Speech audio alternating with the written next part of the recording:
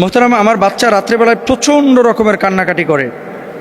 কি কারণে কাঁদতেছে আমি বুঝতে পারতেছি না। এমত অবস্থায় এই বাচ্চার কান্না থামানোর জন্য কি করতে পারি মা হিসেবে? বাচ্চারা রাত্রিবেলায় মূলত 3টা কারণে কাঁদে। এটা হাদিস থেকেই বোঝা যায়। আল্লাহ রাসূল সাল্লাল্লাহু আলাইহি ওয়াসাল্লামের কিছু হাদিস রয়েছে, এটা আমি বলতেছি একটু পরেই। মূলত 3টা কারণে বাচ্চারা রাত্রিবেলায় কাঁদে। একটা হচ্ছে ভয়ানক স্বপ্ন দেখে। 2 নম্বর বিষয় হচ্ছে অসুস্থতা, পেটে ব্যথা অথবা গ্যাস ট্যাস হয়েছে, এটা দুনিয়াবী বিষয়।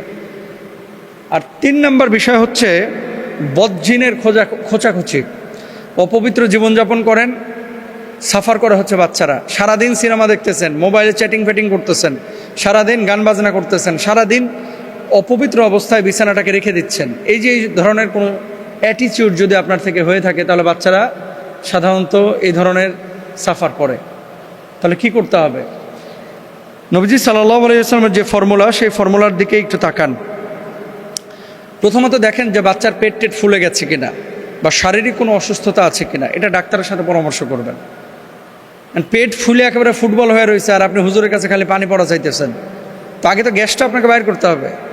পানি পড়া এই জন্য চাইতে পারেন যে মোহতারাম, কোরআন যেহেতু শিফা, একটু ঝাড়ফুঁক করে দেন, আমি পানিটা খাওয়াই, রাইট? আচ্ছা, সেটার জন্য আপনি পানি পড়া নিতে পারেন, কিন্তু পেটের গ্যাস বাইর করার জন্য আপনার তো ওষুধ খাওয়াইতে হবে, এটা তো দরকার। পিঠে ফোড়া উঠেছে, আপনি টেরি পাইলেন না, কাঁদতেছে। তো দুনিয়াবি যে অসুখগুলো আছে, এগুলো ডাক্তারদের শরণাপন্ন হবেন। 2 নম্বর, অদৃশ্যগত দিক বিবেচনা করা যেতে পারে যদি কোনো ক্লু না খুঁজে পাওয়া যায়, যেমন জিন ও শয়তানি কুপ্রভাব। জাবির রাদিয়াল্লাহু তাআলা আনহু থেকে বর্ণিত, রাসূল আকরাম সাল্লাল্লাহু আলাইহি ওয়াসাল্লাম বলেন, যখন রাতের আঁধার নেমে আসবে, অথবা বলেছেন যখন সন্ধ্যা হয়ে যাবে, তখন তোমাদের শিশুদেরকে ঘরে আটকায় রাখো। আটকানো মানে বুঝেন, ঘরের দরজাগুলো জানলাগুলো বন্ধ করে দেবেন। বিশেষ করে কখন? সূর্য যখন অস্তমিত হবে, ডুববে, ঘরের দরজা বন্ধ করে দেবেন, জানালাগুলো বন্ধ করে দেবেন। কারণ এই সময় জিনেরা, বদজিনেরা ছোটাছুটি করে। কি বলছেন? যখন সন্ধ্যা হয়ে যাবে তখন তোমরা তোমাদের শিশুদের আটকে রাখবে, কেননা এই সময় শয়তানেরা ছড়িয়ে পড়ে। আর যখন রাতের কিছু অংশ অতিবাহিত হয়ে যাবে, তখন তাদের ছেড়ে দিতে পারো। তোমরা ঘরের দরজা বন্ধ করবে এবং আল্লাহর নাম স্মরণ করবে, কেননা শয়তান বন্ধ দরজা খুলতে পারে না।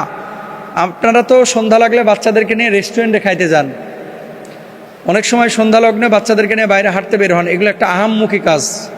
বিশেষ করে ছোট বাচ্চারা, তারা কিন্তু খুব কোমল, তারা খুব নরম। আপনি করতে যান এগুলা, আর সমস্ত বিপদে পড়ে হচ্ছে এই বাচ্চারা। এই জন্য বাপমাকে বলবো, সন্ধ্যা যখন নেমে যাবে বাচ্চা নিয়ে বাইরে বের হবেন না। একান্তই যদি বের হতেই হয়, তাহলে রাত যখন গভীর হবে, ধরেন 8টা বেজে যাচ্ছে, 9টা বেজে যাচ্ছে, তখন আপনি বাচ্চাকে ঝাড়ফুঁক করে আয়াতুল কুরসি পড়ে তার বুকে ফুটো দিয়ে তারপরে বাইর হন। এটা করবেন। হুজুররা আবার এগুলো কি কয়, যখন ঠেলাই পড়ে, যখন বিপদে পড়ে, তখন আবার হুজুরদের কাছে দৌড়ে আসে। আগে যে কথাগুলো বলি, এগুলো কিন্তু আমলে নেয় না অনেকে। যারা আমলে নিছে, আমাদের বাচ্চারা তো কাঁদে না, সিস্টেম তো আগে জানি, এজন্য কাঁদে না, এজন্য ভয় পায় না। আলহামদুলিল্লাহ, কোনো বিছানা টিছানা অপবিত্র রাখবেন না। যেই বিছানার উপরে মেলামেশা করতেছে, এই বিছানাটাকে না ধুয়ে আবার ওর উপরে বসে 7 দিন ধরে, কিছু খবিস আছে এরকম, 7 দিন 8 দিন লুঙ্গি ধয় না, জামা কাপড় ধয় না, বিছানা চাদরই করে না। আর মানে ঘরের ভিতরে ঢুকলে বিশ্বাস করেন, একেবারে পেশাবের গন্ধে মনে হয় যে ঘরে পাঠা পালে, এরকম একটা অবস্থা। এরকম নোংরা যদি পরিবেশ থাকে, ওই ঘরে জিনের আসর হবে। কারণ জিন, বদজিনেরা অপবিত্র জায়গা পছন্দ করে। কথা বুঝতে পেরেছেন? এগুলো নিয়ে কষ্ট নেবেন না আপনারা, এগুলো বুঝেন। আচ্ছা, এরপরে আসেন, রাসূল আকরাম সাল্লাল্লাহু আলাইহি ওয়াসাল্লাম বলেছেন, এমন কোনো নবজাতক নেই যাকে শয়তান খোঁচা দেয় না। যাকে শয়তান খোঁচায়, সে চিৎকার করে কান্না শুরু করে। এটা আল্লাহ রাসূল সাল্লাল্লাহু আলাইহি ওয়াসাল্লাম নিজেও বলেছেন। তো রাসূল সাল্লাল্লাহু আলাইহি ওয়াসাল্লাম কী করতেন? হযরত হাসান হোসেন রাদিয়াল্লাহু তাআলা আনহুর ব্যাপারেও তিনি আয়াতুল কুরসি পড়ে হাসান হোসেনকে ফুৎকার দিয়েছেন।